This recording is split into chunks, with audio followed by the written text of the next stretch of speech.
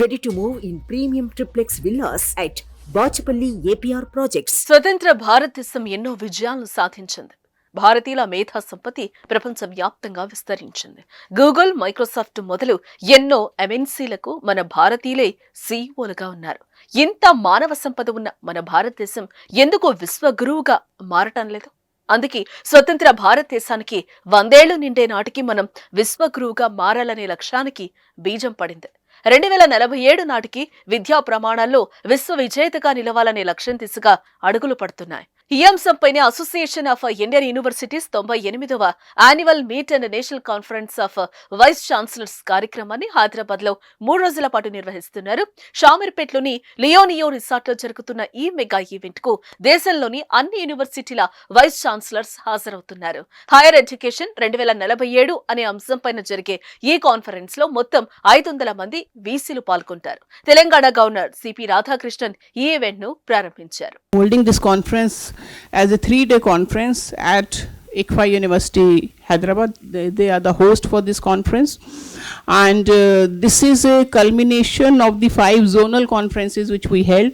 So those 5 zonal conferences were held in the east, west, south, north and central part of India, and in those conferences only the vice chancellors belonging to that zone participated. So this is the conference which is the annual conference in which the vice chancellors from all the zones are coming. That's why around 500 vice chancellors would be attending this particular conference. The theme is higher education at 2047. As you all know that we are talking about the Amrit Kaal, that right now we are in the Amrit Kaal, and in 25 years India will be a superpower, India will be a Vishwaguru. So for reaching there, how higher education can contribute and how higher education should transform if we really want that India should be a Vishwaguru in 2047, and we are also talking of Viksit Bharat by 2047. So if we have to be a developed nation by 2047, what the higher education can contribute. 2047 నాటికి అంటే భారతదేశం స్వాతంత్ర్యం సాధించి 100 ఏళ్లు పూర్తి చేసుకునే నాటికి భారతీయ విద్యా విధానం పూర్తిగా మారిపోవాలన్నది లక్ష్యంగా పెట్టుకున్నారు. 2047 నాటికి 1/2 మిలియన్ మంది విదేశీయులు మన దేశంలో విద్యను అభ్యసించేలా మన విధానాలను అభివృద్ధి చేయాలని కేంద్రం లక్ష్యంగా పెట్టుకుంది. అందుకోసం అవలంబించాల్సిన పద్ధతులేంటి, తీసుకోవాల్సిన చర్యలేంటి అనే అంశాలపై ఈ హైయర్ ఎడ్యుకేషన్ సమిట్ లో చర్చిస్తారు. So we are working on internationalization, we are working on world rankings, we are working on other kind of creating international students with ecosystem. Earlier to this we had a conference in Nepal. We are also trying to go to other countries. So these all things we are trying to do. I think it's a good kind of a gesture where we have come. Hyderabad is also known as one of the city. Once we have grown up, we have heard about that Hyderabad was the first tech city which has actually changed the country. We are not heard, but the Hyderabad was one place where the tech kind of a CM was there, and it started a change. ICFI foundation for higher education వారు sponsor చేస్తున్న ఈ కార్యక్రమానికి Suman TV media partner గా వ్యవహరిస్తోంది. April 15, 16, 17 తేదీల్లో షామీర్పేట్లోని Leonia resort లో జరిగే 98వ AIU annual meet సదస్సును Suman TV live telecast చేస్తోంది.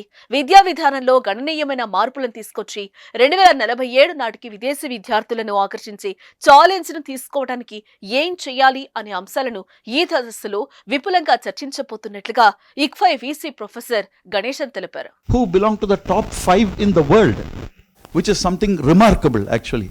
In fact, I must share with you, at least in one area, the world number 1 is an Indian who got his education in India.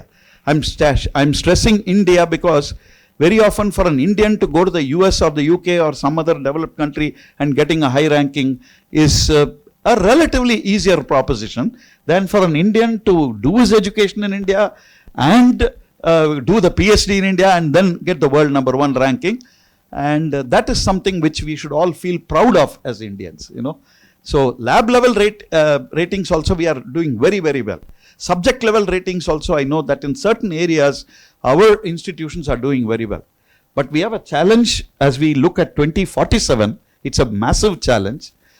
Because we have to attract a lot of the international students to come into our country. భారతదేశంలో చదువుకొని భారతదేశంలో డిగ్రీలు పిహెచ్డీలు తీసుకుని విదేశాలకు వలస వెళ్తున్నారు భారతీయ విద్యార్థులు. మన దేశంలో అభివృద్ధి చెందిన మేధో సంపత్తిని మన దేశం కోసం ఉపయోగించాలంటున్నారు ఈ సదస్సులో పాల్గొంటున్న మేధావులు. మన దేశంలో యూనివర్సిటీ నుంచి వెళ్లిన ప్రతి విద్యార్థికి మంచి కెరియర్ ఉండాలన్నదే తమ లక్ష్యమని చెప్తున్నారు. పబ్లిష్ చేసిన ఆడ లైబ్రరీలో కాపీ పెట్టి ఏం లాభం? మనిషికి సొసైటీకి ఏమన్నా బెనిఫిట్ అవుతుందా లేదా? అందుకొరకని చెప్పి what they have introduce topic is innovation. So produce good research, generate patents, and it should result in startups. Startups with the help of finance should develop enterprises which generates employment and income. మనం 2047లో income ఎక్కువ generate చేసుకోవాలి, GDP ఎక్కువ. మనకు GDP ఎక్కువ కావటం ముఖ్యం కాదు, ప్రతి వాడికి జాబ్ దొరకాలి. ప్రతి వాడు యూనివర్సిటీ నుంచి పాస్ అయ్యిండు అంటే వానికి మంచి ఉద్యోగం దొరకాలి. ఏం చేస్తే బాగుంటుంది అనేది రేపు డిస్కస్ చేస్తాం. Thank you very much. Bharat ప్రపంచానికే విశ్వగురువుగా మారటమే లక్ష్యంగా సాగుతున్న ఈ కాన్ఫరెన్స్ ను సుమన్ టీవీ 3 రోజుల పాటు లైవ్ లో ప్రసారం చేస్తోంది.